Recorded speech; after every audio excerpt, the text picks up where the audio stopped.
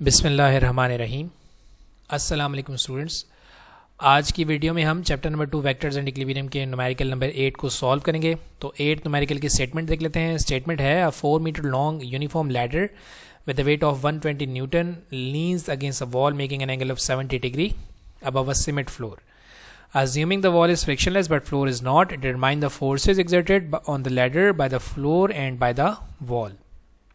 इस क्वेश्चन में कहा यह जा रहा है कि आपके पास एक लैडर है जिसकी लेंथ 4 मीटर है। लेट करें कि ये मेरे पास जो है वो लैडर है और इसकी लेंथ हमारे पास कितनी है, 4 मीटर की लेंथ है और इसका वेट जो है 120 न्यूटन का है। क्योंकि आपके पास लैडर जो यूनिफॉर्म है तो यूनिफॉर्म ऑब्जेक्ट्स का वेट जो है एग्जैक्टली सेंटर के अंदर लाई करता है, that is called the centre of gravity. तो यहाँ पर हमारे पास वेट एक्ट कर रहा है। टोटल लेंथ इसकी 4 मीटर है तो हमारे पास वेट जो है वो 2 मीटर की लेंथ के ऊपर एक्ट कर रहा होगा, सेंटर के अंदर एक्ट कर रहा होगा। सही। उसके बाद ये कह रहा है कि अगेंस्ट वॉल के साथ ये जो है हमारे पास लैडर जो है वो स्टैंड है making angle 70 degree above cement floor. और ये हमारे पास लटकने की ये सीमेंट फ्लोर है, इसके साथ हमारे पास लैडर जो है वो 70 डिग्री का एंगल बना रही है। सही। Assuming the wall is frictionless but floor is not. Let करें कि आपकी वॉल जो है वो फ्रिक्शनलेस है जबकि फ्लोर आपका फ्रिक्शनलेस नहीं है। Determine the forces exerted by the ladder by the floor and bye the wall. आपका जो फ्लोर इसके ऊपर जो एक्शन जनरेट कर रहा है और यानी फोर्स जो जनरेट कर रहा है और फोर्स ऑफ वॉल जो फोर्स जनरेट कर रही है लैडर के ऊपर, ये आपने कैलकुलेट करनी है। तो इस डायग्राम को ज़रा क्लियरली मेंशन कर लेते हैं, देख लेते हैं। देखें, ये मेरे पास लेट करने की लैडर है जो कि वॉल के ऊपर लीन कर रही है और ये ग्राउंड से 70 डिग्री का एंगल बना रही है। ठीक है। आपके पास लैडर की टोटल लेंथ है 4 मीटर, तो वेट एग्जैक्टली सेंटर के अंदर लाई करेगा तो उसकी हमारे पास लेंथ क्या हो जाएगी, 2 मीटर। सही। अब देखें, लैडर यहाँ से अगर मोशन करेगी तो बैकवर्ड डायरेक्शन मोशन करेगी। सही है। तो मोशन के अगेंस्ट में हमारे पास जो है वो फोर्स ऑफ फ्रिक्शन एक्ट करती है। So that's why force of friction act करेगी यहाँ पर राइट डायरेक्शन में। सही। यहाँ से हमारे पास फोर्स ऑफ वॉल जो है वो यहाँ से रिप्रेजेंट हो रही है। देखें, वेट एक्ट करेगा डाउनवर्ड डायरेक्शन में, वेट ऑफ लैडर एक्ट करेगा डाउनवर्ड डायरेक्शन में। तो ग्राउंड जो है यानी कि फ्लोर जो है वो इसके ऊपर रिएक्शन फोर्स एक्ट करेगा, that is represented by R. सही। तो ये मेरे पास एक कंप्लीट ट्राइंगल भी यहाँ पर रिप्रेजेंट हो रही है। इसको मैंने कह दिया ए पॉइंट, ये मेरे पास है बी पॉइंट, ये है सी पॉइंट, ये डी पॉइंट है एंड ये क्या है, ई पॉइंट है। इसको ये मेरे पास जो हॉरिजॉन्टल है, हॉरिजॉन्टल को मैंने रिप्रेजेंट किया है फ्लोर के साथ और जो वर्टिकल पोजीशन है इसको हम लोगों ने रिप्रेजेंट किया हुआ है वॉल के साथ, जबकि हाइपोटेन्यूज हमारे पास लेंथ ऑफ द लैडर को रिप्रेजेंट कर रही है। सही। अब इस क्वेश्चन की तरफ चलते हैं। देखें, ये इस क्वेश्चन में हमें जो आपकी लैडर है ये इक्विलिब्रियम पोजीशन नजर आ रही है। तो दैट्स वाई हम लोग जो है कंडीशन ऑफ इक्विलिब्रियम को यूज़ करेंगे। According to the first condition of equilibrium, sum of all the forces acting on a body equals to 0, that is sum of all the forces acting along X axis equals to 0 and sum of all the forces acting along Y axis equals to 0। तो x axis पे हमारे पास देखें कौन कौन सी force act कर रही है। देखें, एक हमारे पास ये फोर्स एक्ट कर रही है, फोर्स ऑफ फ्रिक्शन, और हमारे पास क्या है, फोर्स ऑफ वॉल। सही। ये दोनों हमारे पास हॉरिजॉन्टल डायरेक्शन में एक्ट कर रही हैं। ठीक है। अब फोर्स ऑफ फ्रिक्शन जो है वो पॉजिटिव एक्स एक्सिस की डायरेक्शन में जा रही है जबकि फोर्स ऑफ वॉल जो है वो नेगेटिव एक्स एक्सिस की डायरेक्शन में जा रही है। That's why force of friction positive है जबकि फोर्स ऑन वॉल को मैंने क्या रखा है, नेगेटिव रखा है, that will be equals to 0। तो फोर्स ऑफ फ्रिक्शन आपके फोर्स ऑफ वॉल के ही इक्वल हो जाएगी, यानी जितनी आपकी फोर्स जो है वॉल जो फोर्स लगाएगी उतनी ही आपके पास क्या होगी, फ्रिक्शन फोर्स होगी। सही। दूसरी तरफ चलते हैं। Sum of all the forces acting along Y axis equals to 0। अब देखें वाई एक्सिस हमारे पास कौन कौन सी फोर्सेज एक्ट कर रही हैं, एक वेट एक्ट कर रही है, दूसरी रिएक्शन फोर्स एक्ट करेगी फ्लोर जो रिएक्शन एक्ट कर रही है। सही। तो रिएक्शन हमारे पास जो है वो पॉजिटिव एक्सिस डायरेक्शन में है, दैट्स वाई रिएक्शन पॉजिटिव होगा, और वेट हमारे पास नेगेटिव एक्सिस डायरेक्शन में एक्ट कर रहा है, दैट्स वाई वेट को हम लोग नेगेटिव रखेंगे। तो रिएक्शन जो है वेट के इक्वल ही हो जाएगा। ठीक है। तो रिएक्शन हमारे पास कितना है, 120 न्यूटन। यहाँ पर हमारे पास जो है Newton third law of motion भी एक्ट कर रहा है, that action reaction is always equal but opposite in direction. तो फोर्स ऑफ वॉल जो है टुवर्ड्स लेफ्ट डायरेक्शन में, तो फ्रिक्शन राइट डायरेक्शन में, दोनों का मैग्नीट्यूड सेम है। रिएक्शन जो है वो वेट जो है वो डाउनवर्ड डायरेक्शन में कर रहा है फ्लोर के ऊपर, तो फ्लोर इसके ऊपर रिएक्शन कर रहा है, दोनों का मैग्नीट्यूड सेम है लेकिन डायरेक्शन क्या है, ऑपोजिट है। ये हमारे पास होगी फर्स्ट कंडीशन ऑफ इक्विलिब्रियम। सही। तो हमें तो फोर्सेस निकालनी है, force exerted by the wall and the force exerted by the ground. ये तो हम लोगों ने अभी कैलकुलेट नहीं की है, तो इसको हम लोग जो है वो कैलकुलेट करते हैं। इसको कैलकुलेट करने के लिए देखें, अकॉर्डिंग टू सेकंड कंडीशन, देखें अगर हम लोग जो है वो इक्विलिब्रियम के अंदर में नज़र आ रहा है तो पहली बात तो ये कि हम लोगों ने sum of all the forces को 0 कर दिया। सेकंड हमारे पास क्या होगा, sum of all the torques acting on a body is equals to 0। सही, जितने भी टॉर्क्स एक्ट कर रहे होंगे बॉडी के ऊपर उसको हम लोग क्या कहेंगे, लेट कहेंगे, वो जीरो के इक्वल हो जाएंगे, क्योंकि अगर ये लैडर इक्विलिब्रियम है तो कोई टॉर्क इसके ऊपर एक्ट नहीं करेगा। सही, तो मैं यहाँ पर कह रहा हूँ कि let A is pivot point, ये जो ए पॉइंट आपको नज़र आ रहा है, लेट कह लें कि ये हमारे पास एक्सेस ऑफ रोटेशन है जहाँ से टॉर्क जनरेट हो सकता है। तो हमारे पास यहाँ पर दो फोर्सेस जो है वो टॉर्क जनरेट कर सकती हैं। एक तो हमारे पास ये जो वेट की फोर्स एक्ट कर रही है ये टॉर्क जनरेट कर सकती है, और ये हमारे पास अगर फोर्स ऑफ वॉल ज़्यादा हो जाए तो ये हमारे पास जो है वो टॉर्क को जनरेट कर सकती है। सही, तो हमारे पास दो फोर्सेस हैं टोटल जो कि टॉर्क जनरेट कर सकते हैं, एक वेट और दूसरा फोर्स ऑफ वॉल। अब ज़रा ध्यान से देखिए, अगर मैं इसको एक्सेस रोटेशन सपोज कर रहा हूँ तो वेट इस तरीके से जो है वो एक्ट करेगा, यानी कि क्लॉक वाइज डायरेक्शन के अंदर रोटेशन को जनरेट करेगा।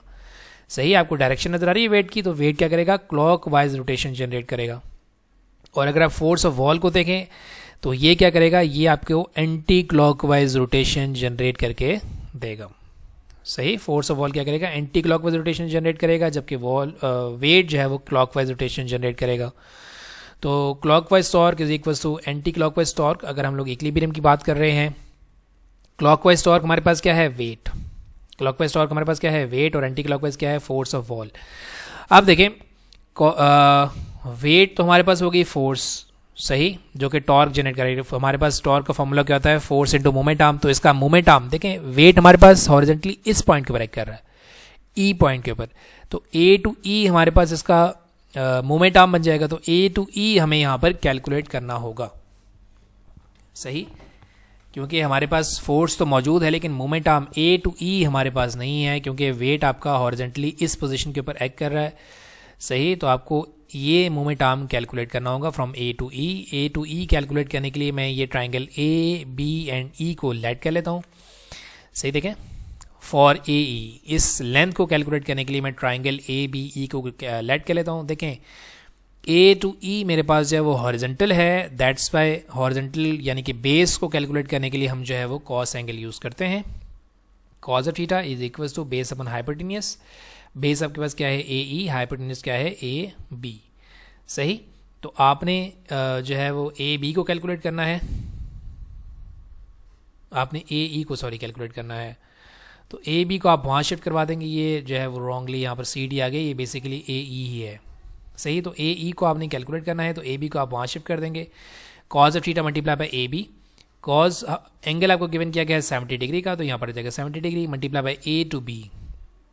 ए टू बी की लेंथ हमने कहा था पहले भी कि वेट हमारे पास हाफ पे है, तो हमारे पास क्या हो जाएगा, 2 हो जाएगा यहाँ पर।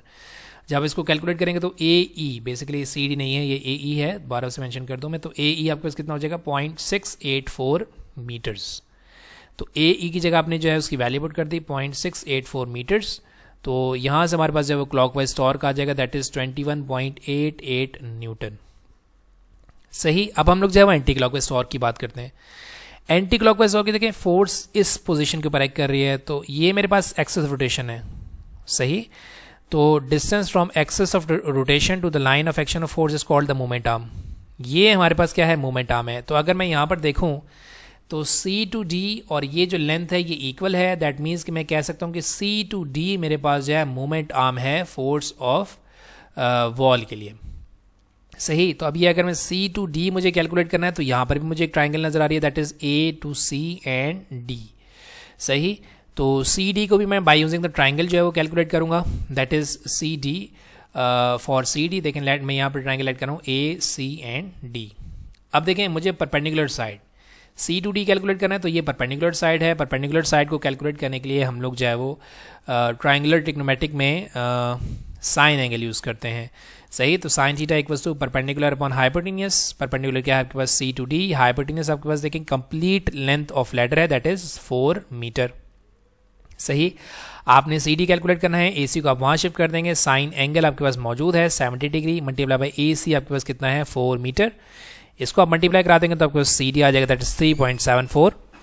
तो 3.74 को आप फोर्स ऑफ वॉल से मल्टीप्लाई करवा देंगे। बेसिकली आपने फोर्स ऑफ वॉल कैलकुलेट करनी है ना, हमने क्या करना है, force of wall and force of जो रिएक्शन फोर्स है ये हमें कैलकुलेट करना है। तो रिएक्शन तो हम लोग ऑलरेडी कैलकुलेट कर चुके हैं, यानी कि force exerted by the floor on the ladder हम लोग ऑलरेडी कैलकुलेट कर चुके हैं। फोर्स ऑफ वॉल हम लोग यहाँ से कैलकुलेट कर लेंगे, 3.75 का वहाँ डिवाइड करवा देंगे तो आपके पास force exerted by the wall on the ladder is 21.88 newton आ जाएगा। सही, तो इसको आप जो है वो इक्वेशन 1 के अंदर अगर पुट करेंगे तो आपके पास जो फोर्स ऑफ फ्रिक्शन भी इसी के इक्वल आ जाएगी। आप देखें हमें रिएक्शन फोर्स निकालनी है, मतलब कि टोटल रिएक्शन निकालना है कि टोटल रिएक्शन हमारे पास क्या है। तो वर्टिकल कंपोनेंट हमारे पास रिएक्शन वाला है जो लैडर के ऊपर एक्ट कर रहा है, हॉरिजॉन्टल कंपोनेंट हमारे पास क्या है, फोर्स ऑफ वॉल वाला है। तो अगर हमें रिजल्टेंट निकालना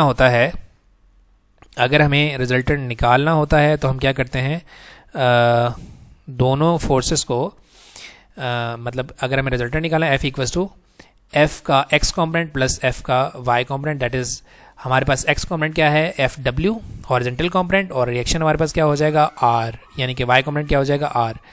सो FW हमने निकाला था 21.88 न्यूटन, और हमारे पास रिएक्शन क्या है 120 का स्क्वायर। सही, रिएक्शन आप निकाल चुके हैं 120 का स्क्वायर, FW आप निकाल चुके हैं 21.88 का स्क्वायर। इसको जब आप कंप्लीट कैलकुलेट करेंगे तो ये आपके पास आ जाएगा 121.9, that will be approximate equal to 122 newtons. सही, ये हमारे पास है क्वेश्चन नंबर 7 आई थिंक या 8 है जो भी है। तो ये हमारे पास इसका कंप्लीट सोल्यूशन। इंशाल्लाह नेक्स्ट वीडियो में हम जो है वो लास्ट न्यूमेरिकल को सॉल्व करेंगे। और एक इंपॉर्टेंट बात बेटा मैं आपको बता दूं कि मैं अब जितनी भी मेरे पास तमाम वीडियोस मैंने अपलोड की हुई हैं इनका मैं इंशाल्लाह आपको जो है वो PDF सोल्यूशन प्रोवाइड कर रहा हूँ। आज इंशाल्लाह तमाम वीडियोस के PDF सोल्यूशन मैं आपको प्रोवाइड कर दूंगा, जिसमें मेरे पास सारे असाइनमेंट्स के भी सोल्यूशंस हैं, सारे न्यूमेरिकल्स के सोल्यूशन भी हैं, कॉन्सेप्चुअल क्वेश्चंस के भी हैं एंड न्यूमेरिकल्स के भी हैं। सही, तो कुछ स्टूडेंट्स मुझे कहते हैं कि सर PDF सोल्यूशन प्रोवाइड कर दें, तो इंशाल्लाह मैं आज आपको तमाम जितनी भी वीडियोज़ हैं इनके PDF सोल्यूशन इंशाल्लाह आपको प्रोवाइड कर दूंगा।